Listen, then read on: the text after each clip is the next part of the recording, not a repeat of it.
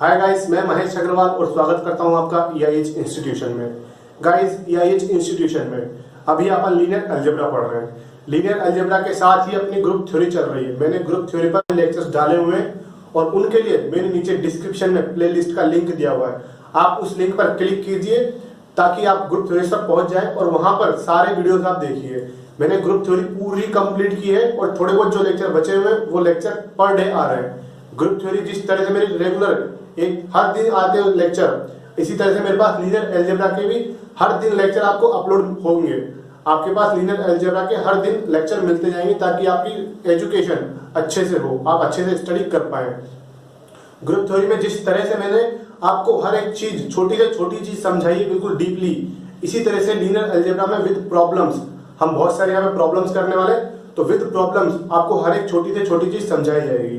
तो बढ़ते अपन लेक्चर्स की तरफ और चैनल को सब्सक्राइब कीजिए और वीडियो को लाइक कीजिए और इसे अपने फ्रेंड्स के साथ भी शेयर कीजिए ताकि उन्हें भी इस चैनल का और इस कोर्स का बेनिफिट मिल सके। तो बढ़ते लेक्चर की तरफ।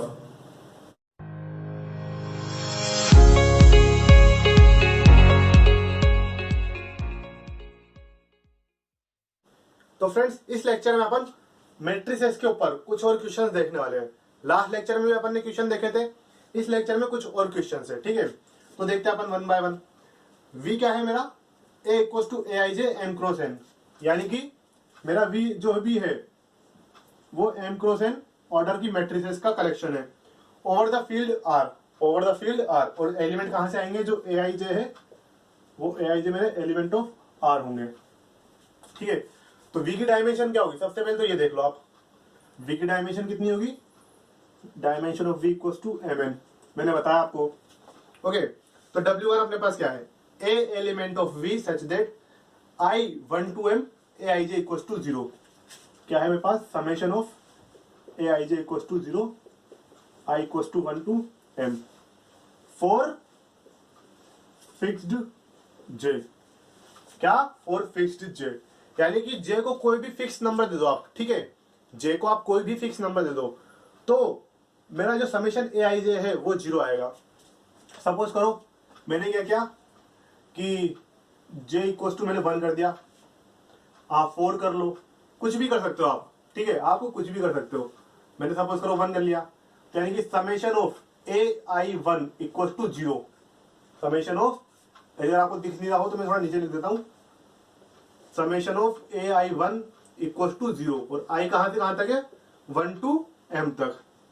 इसका मतलब क्या होगा अपना कि A11, A21, A31, A41, A51, इस तरह चलता चलता कहां तक जाएगा ये? भाई I मेरा क्या है? m तक है ना, m तक है, तो AM1 इक्वल टू 0। ये मेरे पास एक कंडीशन आई, ये मेरे पास एक रिस्ट्रिक्शन आ गई। ठीक है, रिस्ट्रिक्शन आई है कि भाई मेरे पास ये 0 है, ये कंडीशन, ये रिस्ट्रिक्शन आ गई मेरे पास कि भाई ये 0 है। इसके बाद मैंने J को क्या, एक बार 1 फिक्स किया था, लेकिन जरूर थोड़ा ना 1 हो। भाई J तो कहां से कहां तक है? n तक। J तो कहां से कहां तक है? n तक है ना। मैं J को 5 भी ले सकता हूं, 2 भी ले सकता हूं, 3 भी ले सकता हूं, 4 भी ले सकता हूं, कुछ भी ले सकता हूं, 100 भी ले सकता हूं। ले सकता हूं नहीं ले सकता? तो देखो, जब आप मैट्रिक्स बनाओगे तो कैसी दिखेगी आपकी मैट्रिक्स? ये मैट्रिक्स आपकी कैसी दिखेगी? मैट्रिक्स देखो पहले, A11, A12, A13, A14, A1, कितने बाई कितने की मैट्रिक्स है मेरी? m/n, यानी कि n कॉलम्स। फिर इसके बाद A21, A22, A23, A24, A2n, इधर AM1, AM2, AM3, AMn। ये मेरे पास मैट्रिक्स बनेगी। ठीक है, अब इसके अकॉर्डिंग देखो, A11, A21, A31, A41, यानी कि ये कॉलम, इस कॉलम का सम कितना आएगा? 0। इसके अकॉर्डिंग इसका 0 है। जब मैंने J को 1 लिया था, अगर मैं J को 2 लेता हूं तो ये भी 0 होगा मेरे पास, 3 पर ये 0 होगा, n तक ये 0 हो जाएगा। मैं J को 1 से n के बीच, 1 से n के बीच में J को कुछ भी ले सकता हूं ना, कुछ भी ले सकता हूं। तो कितनी कंडीशंस बनेंगी मेरे पास? 1 2 3 4 5 अप टू n कंडीशंस बनेंगी मेरे पास, जो कि रिस्ट्रिक्शन होंगी मेरी, क्योंकि n बार आएगा ना इस तरह से, ये A21, A22, ये A21, जे को मैंने 2 फिक्स किया, जे को मैंने 2 फिक्स किया, ठीक है। A12, 22, 32, 42, AM2 इक्वल टू 0, फिर 3 के लिए, फिर 4 के लिए, फिर 5 के लिए, ऐसे कब तक जाएगा? n तक। कब तक जा सकता है? n तक। तो कितनी हुई? Dimension of W1 equal to dimension of V minus number of Li restrictions. ये जो भी है ना, ये सब Li है।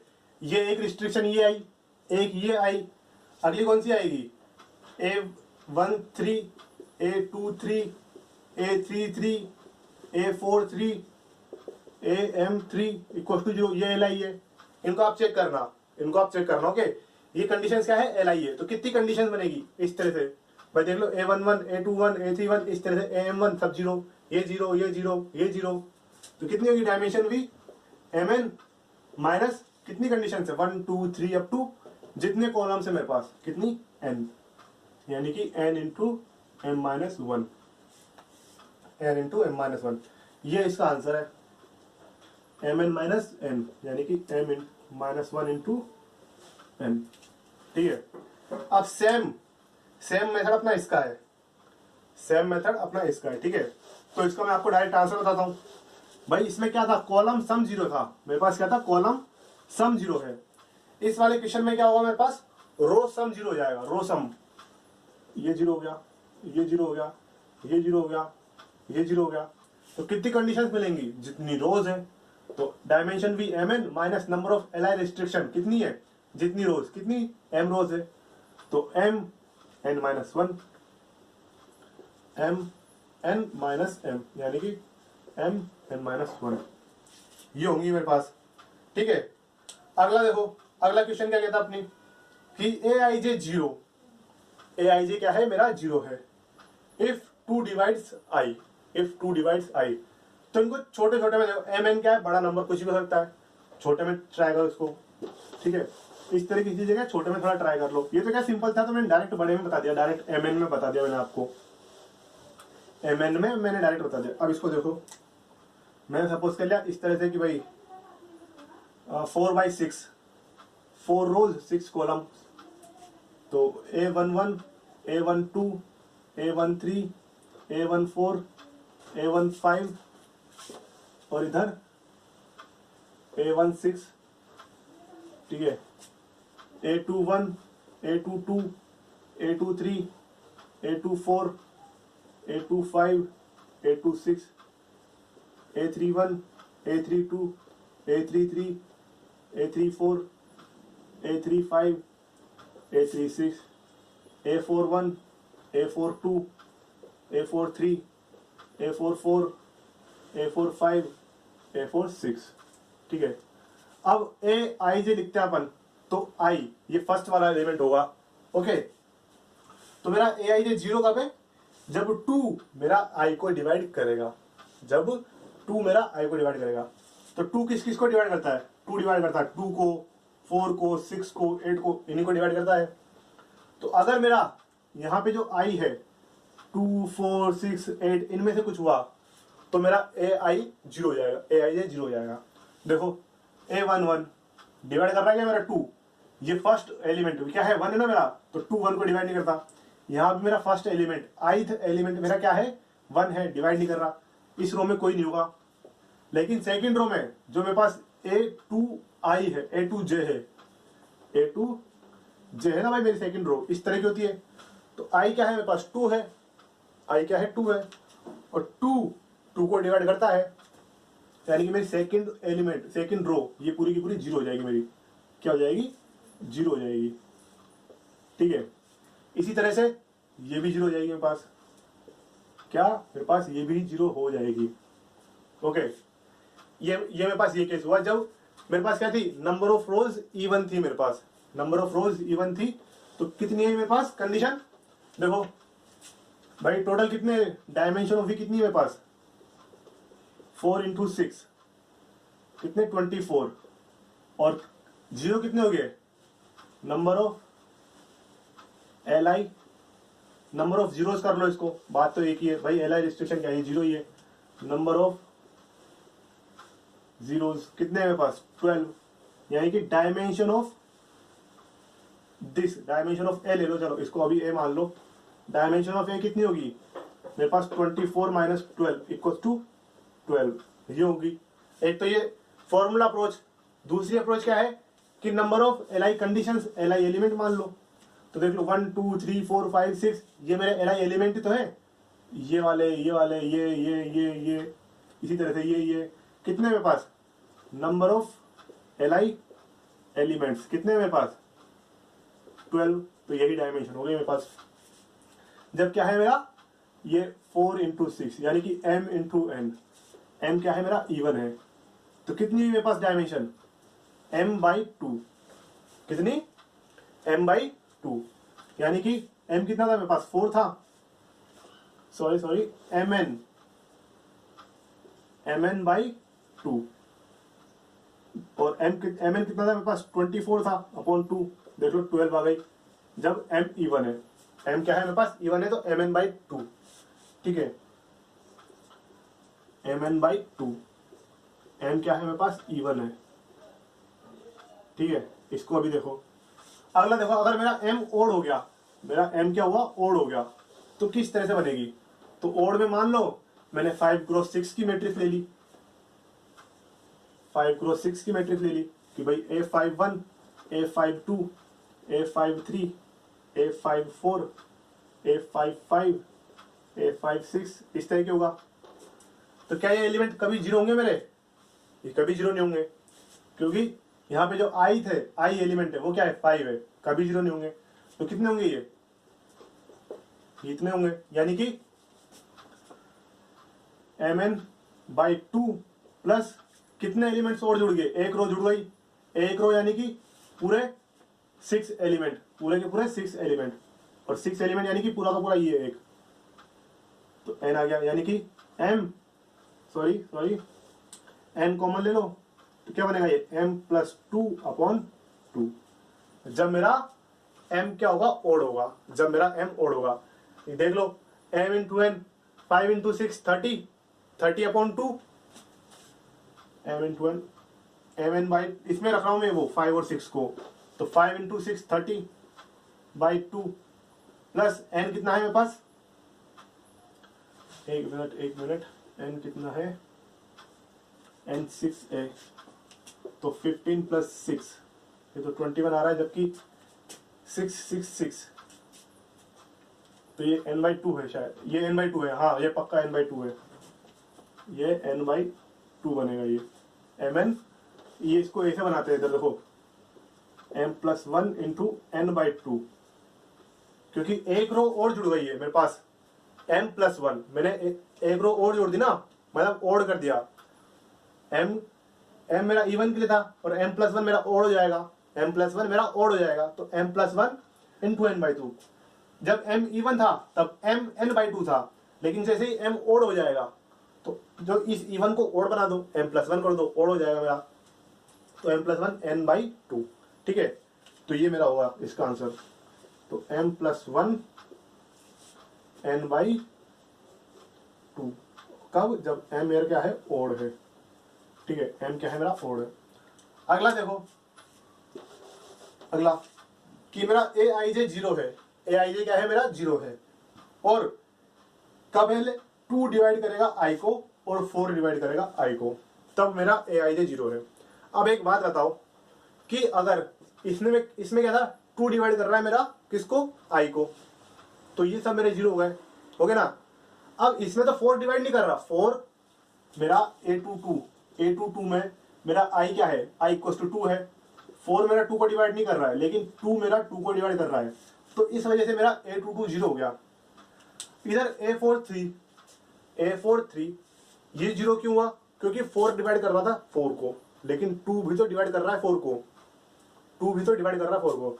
तो बेसिकली मैं ये कहना चाहता हूं कि ये कंडीशन लिखने के बाद क्या इस कंडीशन की जरूरत है, इस कंडीशन की जरूरत है, नहीं है। क्यों, क्योंकि जब अगर 2 ही डिवाइड कर देगा, मान लो, सॉरी उल्टा बोल रहा हूं मैं, अगर 4 डिवाइड कर रहा है, अगर 4 मेरा 4 मेरा i को डिवाइड कर रहा है, तो ऑब्वियस सी बात है 2 भी मेरा i को डिवाइड करेगा, 2 भी मेरा i को डिवाइड करेगा अगर 4 डिवाइड कर रहा है तो यही तो केस है।